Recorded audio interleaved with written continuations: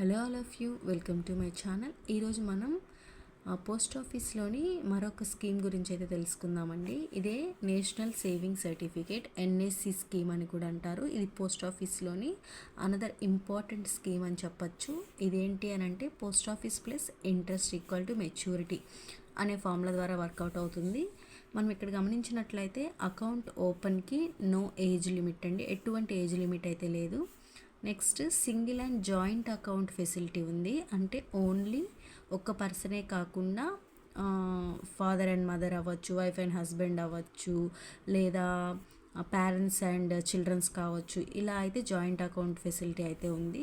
తర్వాత ఇక్కడ గమనించినట్లయితే మినిమమ్ డిపాజిట్ రూపీస్ వచ్చేసి 1000 రూపీస్ అండి. మ్యాక్సిమం డిపాజిట్ రూపీస్ వచ్చేసి నో లిమిట్ అనమాట, ఎటువంటి లిమిట్ లేదు. ఓన్లీ మినిమం అమౌంట్ అయితే మనకి 1000 రూపీసే. నెక్స్ట్ థింగ్, ఇది షార్ట్ టర్మ్ ఇన్వెస్ట్మెంట్ స్కీమ్ అండి. మామూలుగా నార్మల్గా పోస్ట్ ఆఫీస్ స్కీమ్స్ అన్నీ కూడా మ్యాక్సిమం లాంగ్ టర్మ్లోనే ఉంటాయి. బట్ ఇదేంటి అని అంటే షార్ట్ టైమ్ ఇన్వెస్ట్మెంట్ స్కీమ్. ఇది 5 ఇయర్స్ ఓన్లీ. ఇది కేవలం 5 ఇయర్స్ మాత్రమే ఇన్వెస్ట్మెంట్ స్కీమ్ అండి.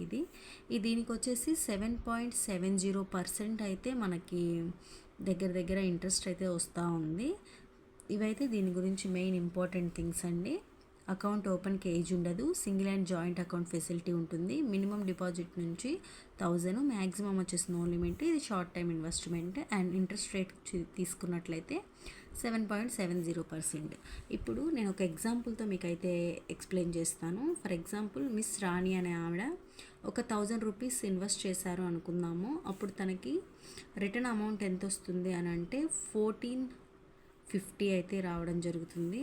అదే వ్యక్తి 10,000 ఇన్వెస్ట్ చేశారు అనుకుంటే తనకి 14,500 రూపీస్ అయితే రావడం జరుగుతుంది. అదే వ్యక్తి 50,000 ఇన్వెస్ట్ చేశారు అనుకుంటే 72,450 అయితే రావడం జరుగుతుంది. Same person 3 lakhs rupees invest చేశారు అనుకుంటే తనకైతే 4,34,710 రూపీస్ అయితే రావడం జరుగుతుందండి. ఇది ఈ యొక్క నేషనల్ సేవింగ్ సర్టిఫికేట్ గురించి మినిమం అండ్ మ్యాక్సిమం కూడా ఇన్ఫర్మేషన్ అయితే ఇదేను. ఎవరైనా ఇంట్రెస్ట్ ఉంటే దగ్గరలో ఉన్న పోస్ట్ ఆఫీస్కి వెళ్ళి ఒక్కసారి కన్సల్ట్ అయితే ఇంకా దీని గురించి మీకు పూర్తి డీటెయిల్స్ అయితే వాళ్ళు మీకు తెలియజేయడం జరుగుతుంది. ప్రతి ఒక్కరూ ఏదో ఒక పోస్ట్ ఆఫీస్ స్కీమ్లో అయితే ఇన్వెస్ట్ చేసుకోవచ్చండి. ఎందుకు అని అంటే ఇది స్మాల్ సేవింగ్ ఇన్వెస్ట్మెంట్ పోస్ట్ ఆఫీస్లో చాలా ఉన్నాయి. వాటన్నిటి మీద కూడా మ్యాక్సిమం అన్ని స్కీమ్స్ గురించి కూడా మన ఛానల్లో వీడియోస్ ఉన్నాయి.